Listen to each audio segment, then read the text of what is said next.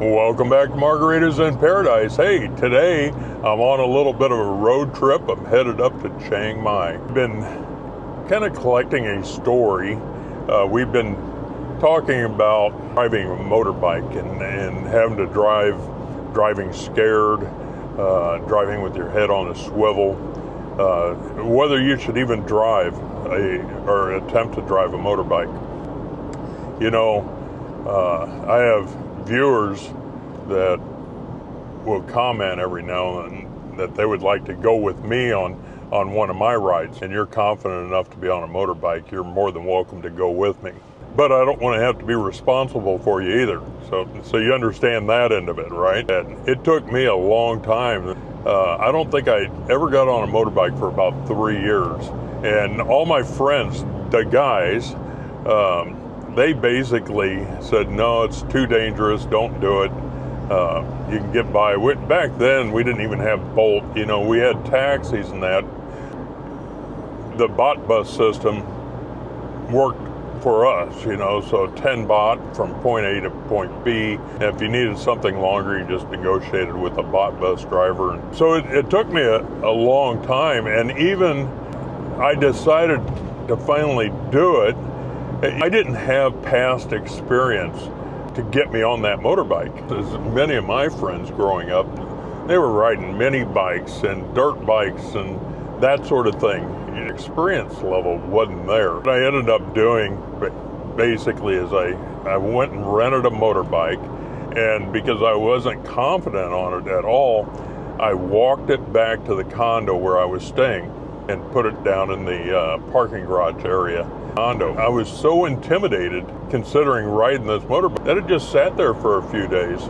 And eventually I went down and I got onto the motorbike and I started doing circles in the parking garage. And the guards must have thought I was crazy, but I would go around the parking garage and up and down to different levels within the parking garage, and because I just felt safe there.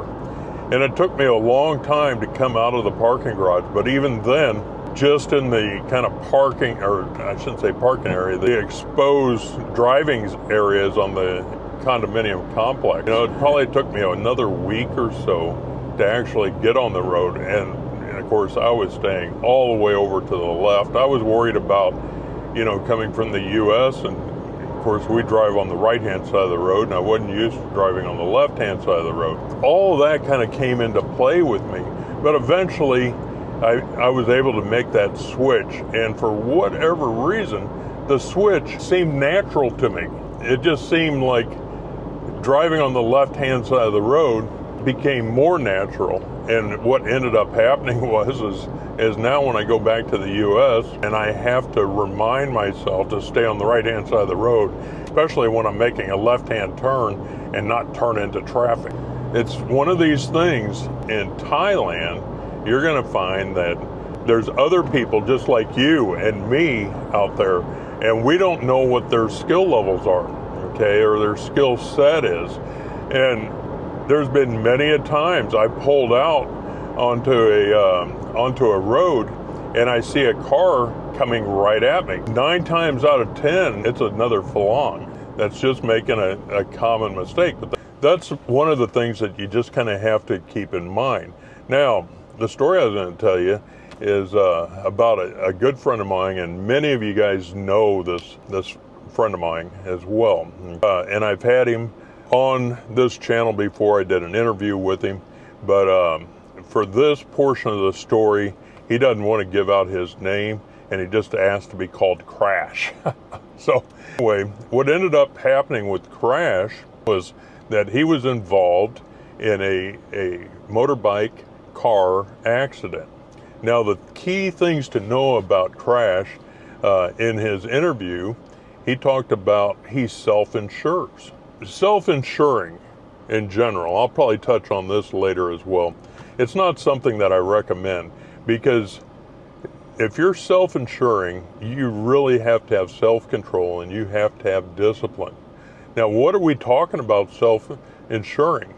Well, that's being able to put a certain amount of money aside into a medical emergency fund. That money has to be there. You can't take a chance and use it for something. You know, you're broke and you just need to borrow some money out of that. No, you can't do that. This fund is for emergencies. And most of my friends, they're retired here, living on a budget. They can't afford to sit on that much money. They already have other requirements for their visas and everything else where they have to maintain a certain amount of money. But can you use your visa money towards your medical? Definitely. If you're going to self-insure, you're going to need a separate account. This has to be absolutely only for medical situations. And I'll tell you what, in all honesty, I don't think you can tell too many people about this, especially if you have a girlfriend, a Thai girlfriend or a wife or something like that. The thing is, anytime somebody else finds out you have that much money sitting in a bank, they're going to think, oh, they have a better use for that money. So to other people, you're not very important.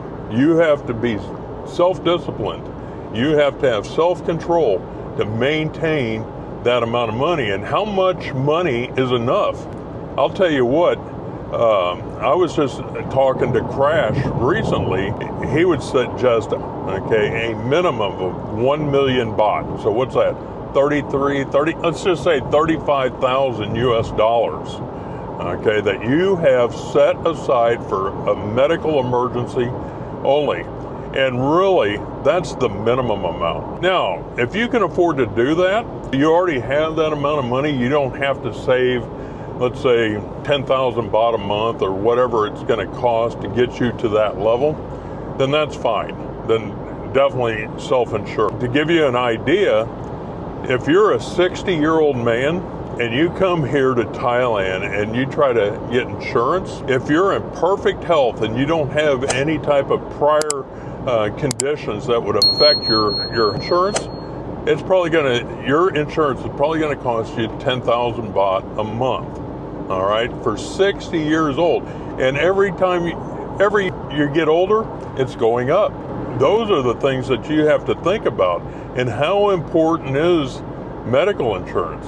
Well, we're going to get into that. What ended up happening, Crash was driving outside of where he lives in a smaller village, and he was going under the speed limit, and he was kept all the way to the left-hand side of the road, and basically, he had a full face helmet on as well. It was one of the things that he wants to mention, you know, and it's mandatory to wear helmets. I see it all the time, whether it's Thais and Phalongs, they're driving along and they're not wearing a helmet. They're not protecting their melon, all right? You know, you need to be wearing a helmet. And every time there is a motorcycle accident and the person's not wearing a helmet, they have head injuries. Just about every freaking time. And it's just not worth it. Put a helmet. Find a helmet that's comfortable for you. All the smart women that I know all wear helmets, and they tell me that they wear helmets because they want to protect their hair. They just got their hair done and they don't want to get it all messed up blowing in the wind. Great idea. You know, I see children going by on a motorcycle or a motorbike with their parents, and the mom or dad has the helmet on and the children don't have a helmet on. To me, I just look at those parents and I think, well, they don't love their children. To me, I would probably be more concerned about my children's safety than my safety. And this is somebody, I don't have children. So I don't know, maybe that's the wrong way to think about it. You know, they're flying along with, you know, basically 3 people on a motorbike, which in Thailand's illegal as well. You know, so I'm not telling you that we don't have a lot of things that are legal in Thailand. We all know that. I mean, there's lots of different things that Thailand puts up with.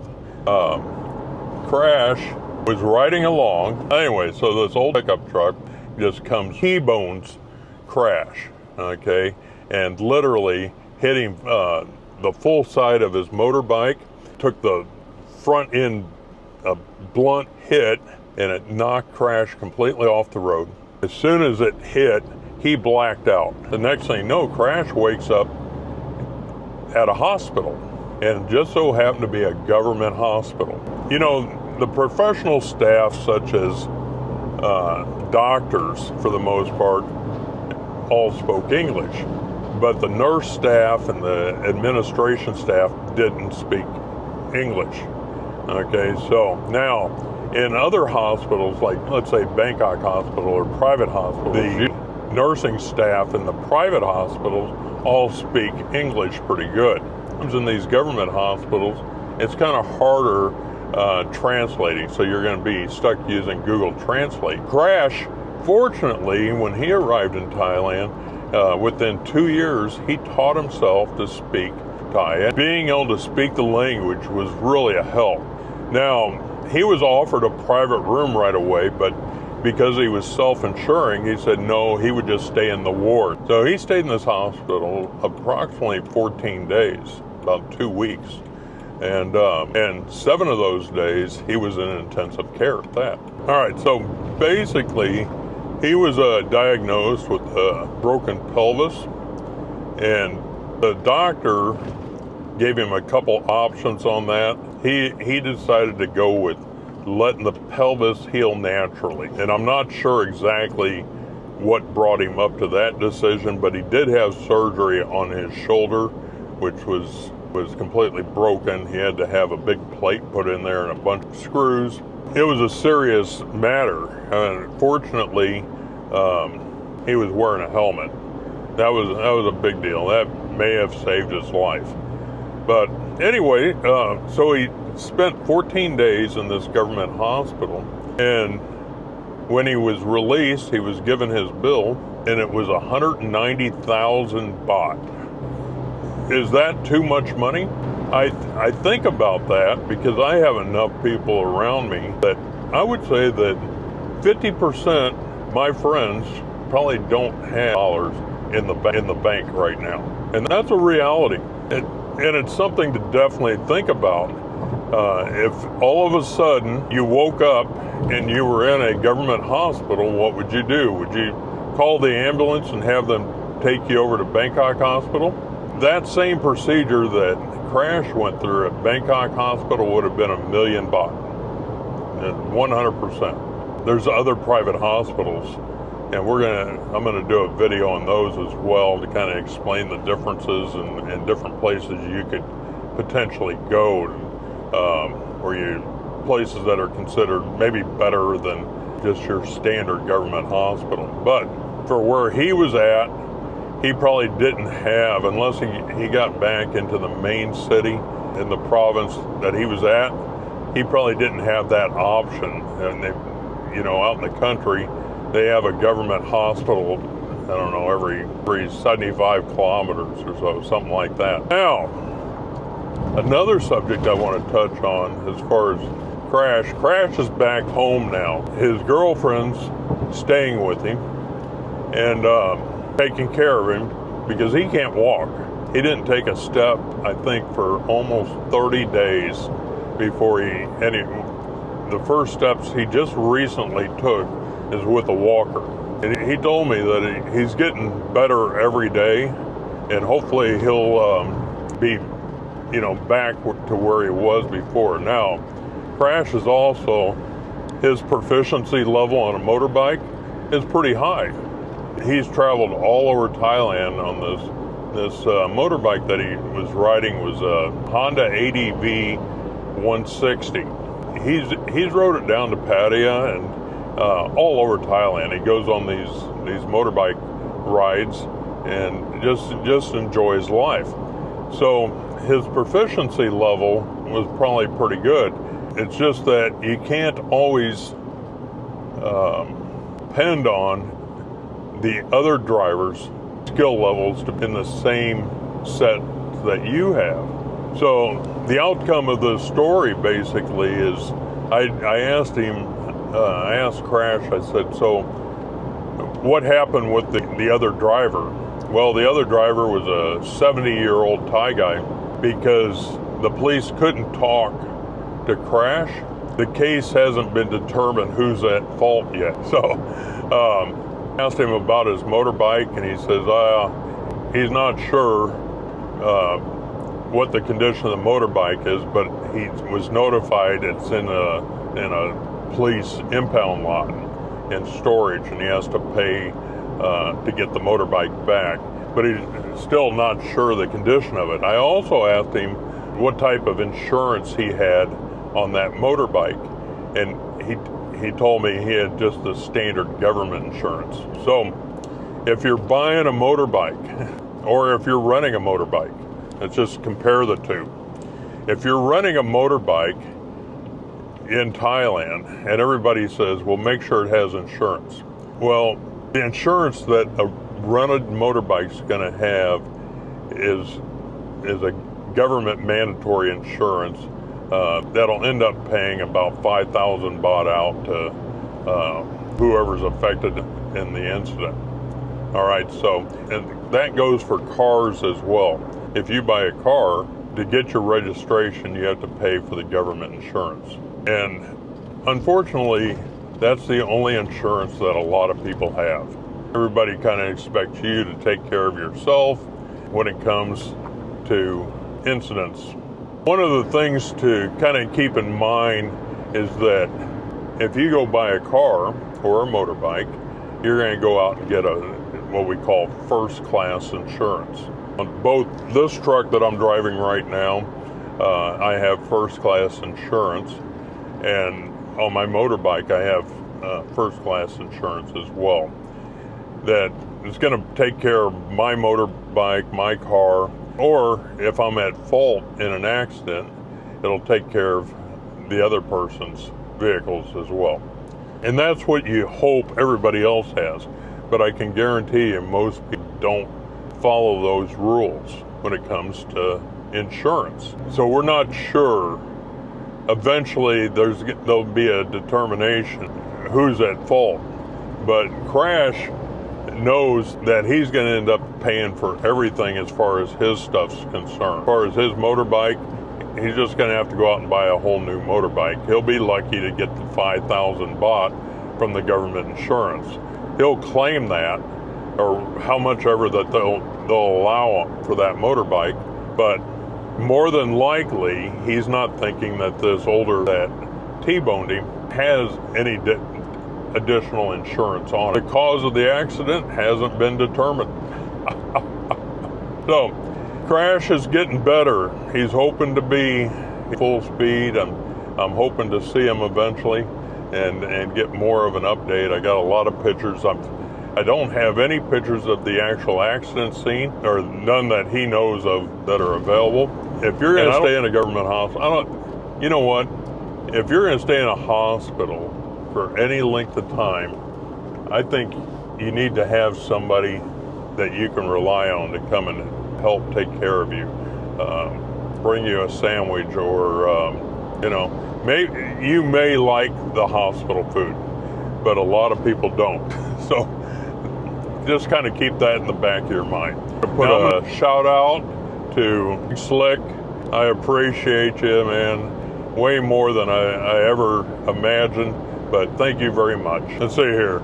Jeffrey J., I appreciate you. You know, we have conversations, me and Jeffrey, and I appreciate his support, looking out for me and his advice. So definitely shout out to Jeffrey. Another shout out to Daniel Z for sending me the drinks on Buy Me a Cup of Coffee. If you're interested in that, you can check in the description below, and there'll be more information about that. I definitely appreciate it. You guys are most generous. Also, the membership area is going good.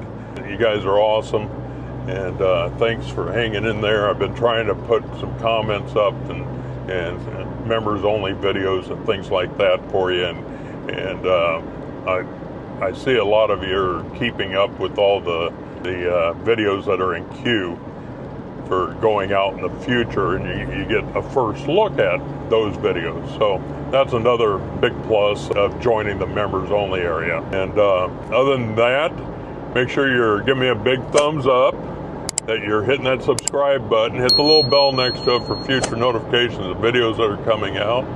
And we'll see you in the next video. Bye-bye.